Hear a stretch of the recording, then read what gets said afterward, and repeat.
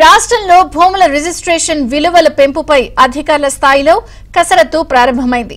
పెంపునకు ఇప్పటికే ముఖ్యమంత్రి Revanth Reddy green signal ఇవ్వడంతో భూములు, భవనాలు, ఇతర ఆస్తుల రిజిస్ట్రేషన్ విలువ ఎంత పెరుగుతుంది అనే విషయంపై రియల్ ఎస్టేట్ వర్గాల్లో కూడా చర్చ మొదలైంది. అయితే ప్రభుత్వ నిర్ణయాన్ని పలువురు స్వాగతిస్తున్నారు. అదే సమయంలో రిజిస్ట్రేషన్ ఛార్జీలు తగ్గించాలి అన్న డిమాండ్ వ్యక్తమవుతోంది.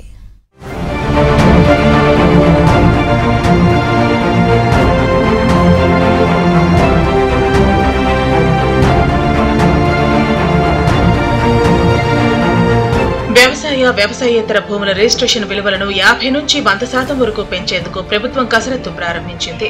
బహిరంగ మార్కెట్ విలువకు, రిజిస్ట్రేషన్ విలువకు మధ్య వ్యత్యాసాలను శాస్త్రీయంగా పరిశీలించి ఎంత శాతం పెంచాలన్న దానిపై ఒక అంచనాకు రానున్నారు.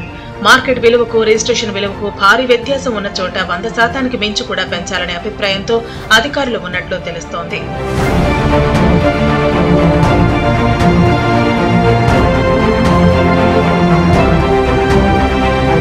రాష్ట్రంలో 2021-2022 సంవత్సరాల్లో వరుసగా 2 సార్లు భూముల రిజిస్ట్రేషన్ విలువలను పెంచారు.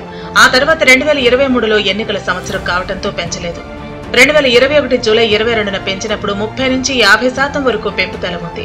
ఆ తర్వాత 2022 ఫిబ్రవరి 1న పెంచినప్పుడు మున్సిపాలిటీలో విలీనమైన గ్రామాల్లో కూడా భూముల రిజిస్ట్రేషన్ ధరలు 100 నుంచి 150% మేర పెరిగాయి. స్టాంపుల రిజిస్ట్రేషన్ల శాఖ నుంచి రాష్ట్ర ఖజానాకు 2023 నుంచి 24లో సుమారు 15,000 కోట్ల ఆదాయం వచ్చింది. ఆస్తుల రిజిస్ట్రేషన్ విలువలను సవరిస్తే ఆదాయం మరో 2,000 కోట్ల రూపాయల వరకు పెంచుకోవచ్చని ప్రాథమికంగా అంచనా వేస్తున్నారు. ఇప్పుడు ఆస్తుల రిజిస్ట్రేషన్ విలువలను మాత్రమే సవరించే ఆలోచనలో ప్రభుత్వం ఉంది. ఇందుకోసం ప్రతి జిల్లాలో అదనపు కలెక్టర్, ఆర్టీఓ అధ్యక్షతన కమిటీలు ఏర్పాటు చేస్తారు.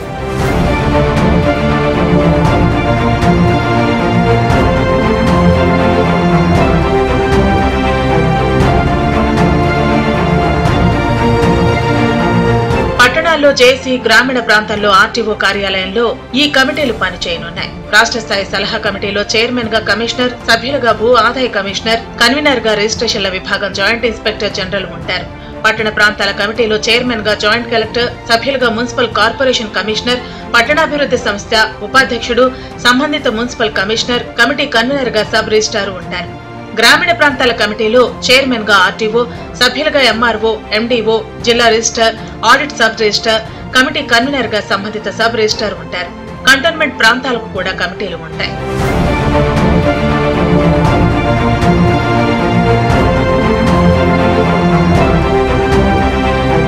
కమిటీలు తమ పరిధిలో వ్యవసాయ భూములు, స్థలాలు, అపార్ట్మెంట్ల బహిరంగ మార్కెట్ విలువలను, ప్రస్తుతం ఉన్న రిజిస్ట్రేషన్ విలువలను పరిశీలిస్తాయి.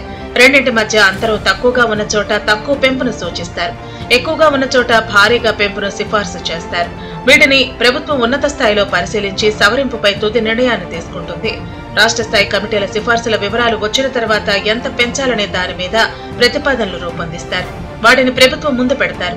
రాష్ట్ర ప్రజల మీద పడే భారం, తన ఆదాయ అవసరాలను బేరీజు వేసుకుని ప్రభుత్వం తుది నిర్ణయం తీసుకుంటుంది.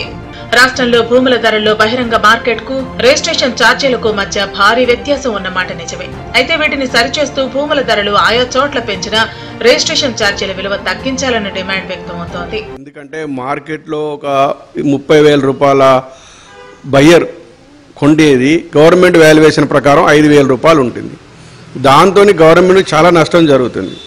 కానీ గవర్నమెంట్ ఇప్పుడు జరిగే ప్రస్తుతానికి ఎంత రేటు మార్కెట్లో ఉంది అంతవరకు పెంచవచ్చు. దాంతో గవర్నమెంట్కి ఒక 15-20% పెరుగుతుంది. కానీ రిజిస్ట్రేషన్ ఫీ అనేది 3% చేయాలి. చేయడం వల్ల ఏమైందంటే రిజిస్ట్రేషన్లకు బయ్యర్ కొనే వ్యక్తులు ఇబ్బంది లేకుండా ఉంటుంది. రాజశేఖర రెడ్డి వచ్చినప్పుడు కూడా అందరు ఏం చేసిందంటే రియల్ ఎస్టేట్ డౌన్ అవుతుంది, కాంగ్రెస్ గవర్నమెంట్ వచ్చిందని చాలా భూమి తీసుకొచ్చిండు. ఇప్పుడు రేవంత్ రెడ్డి గవర్నమెంట్, కాంగ్రెస్ గవర్నమెంట్ వచ్చినాక కూడా అదే విషయాన్ని ఎక్కువ చెప్తున్నారు. దాన్ని తట్టుకొని నిలబడాలంటే గవర్నమెంట్ ప్రజల పక్షాన నిలబడి 9% ఉన్న చాలాను 3% చేయాలి. ప్రస్తుతం తెలంగాణ ప్రభుత్వం ఆదాయ వనరులను పెంచుకునేందుకు గత 3-4 రోజుల నుండి రిజిస్ట్రేషన్ ఛార్జెస్, భూముల ధరల్ని పెంచుదామని ఆలోచనలో ఉంది. కానీ భూముల ధరలను పెంచే ముందు తెలంగాణ ప్రభుత్వం శాస్త్రీయంగా పరిగణనలోకి తీసుకొని భూముల ధరలను పెంచవలసింది. ప్రస్తుతం గత ప్రభుత్వమే 2021లో ధరలను పెంచింది. ఆల్రెడీ 7.5% వరకు ఇప్పుడు మనము స్టాంప్ డ్యూటీని పే చేస్తున్నాము. అలాగే ఉదాహరణకి ₹1,00,000 కోటి భూమి ఉంటే ₹7,50,000 స్టాంప్ డ్యూటీని పే చేయాలి. ఇది మధ్యతరగతి బీద కుటుంబాలకి ఇప్పటికే భారంగా ఉంది. ప్రభుత్వం ఆదాయ వలన కాకుండా సామాన్య ప్రజల్ని కూడా దృష్టిలో పెట్టుకోవాల్సి ఉంటుంది. సామాన్య పౌరులకి చాలా భారంగా ఉంటుంది. ఇప్పటికే రిజిస్ట్రేషన్స్ కూడా గతంలో కంటే ఇప్పటికి చూస్తే కొత్త జిల్లాలు ఏర్పడే కాంచి రిజిస్ట్రేషన్లు చాలా తగ్గాయి. సామాన్యులు ఫ్లాట్లు కొంటే రిజిస్ట్రేషన్ ఛార్జీలు ఇప్పటికే తడిసి మోపుడవుతున్నాయన్న ఆందోళన వ్యక్తం అవుతోంది. మరోసారి రిజిస్ట్రేషన్ ఛార్జీలను పెంచవద్దని మధ్యతరగతి వర్గాలు అభిప్రాయపడుతున్నాయి. భూముల విలువ పెంచినా ఇప్పుడున్న రిజిస్ట్రేషన్ ఛార్జీలనే కొనసాగించాలంటున్నారు. ప్రభుత్వం సామాన్య ప్రజలను దృష్టిలో పెట్టుకుని రిజిస్ట్రేషన్ ఛార్జీల పెంపుపై నిర్ణయం తీసుకోవాలన్న డిమాండ్ సర్వత్రా వ్యక్తమవుతోంది.